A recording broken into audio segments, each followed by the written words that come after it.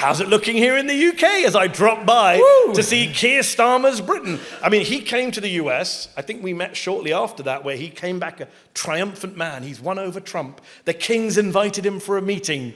How's it looking now, post-tariffs? Do you know what? It's interesting because when George Bush became president in 2001, the chief of staff to Tony Blair told the UK ambassador to the US, Christopher May, he said, you need to disappear up the arse of the United States, which worked out. It was a massive success, as we remember. Oh, yeah. Iraq, wonderful. Iraq, obviously, the bloodbath of Iraq, but the 160 or so British soldiers who died there. Yes. Afghanistan, where even more British soldiers, of course, were slaughtered. So we got blood and chaos. Tony Blair said we had to pay a blood price for our relationship with the United States. He wasn't going to pay any blood. Obviously, not him or his children. The children... His children are very wealthy now. They're doing extremely well. One of them is, meritocracy. Exactly. It's the British establishment, obviously. Generally, in Britain, especially if you actually commit war crimes, then you'll just keep on rising, be treated as an elder statesman.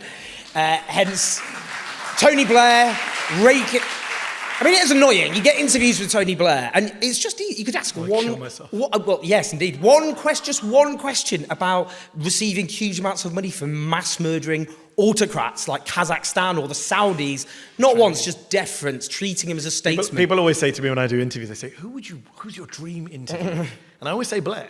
Not because it's a dream, like it's a nightmare, but because he's never asked the questions that so many people here, so many people around the world would love to see him be asked. He's treated like he's some kind of, not just distinguished elder statesman, but like some master political pundit. Absolutely. He's just like, there Mr. Blair, what do you think's happening in the Labour Party? He's entirely there for his wisdom. He's never critiqued, never held to account. But you can see the same thing. I mean, that's their strategy. It's we disappear up Donald Trump's arse. That's the Starmer, and they sent Peter Mandelson to do it. Absolutely. And Peter Mandelson, again, just came out, obsequious, trashing the Democrats for their positioning. Yeah.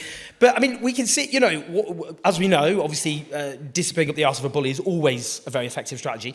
But he went there and he did that whole performance and he got nothing out of it.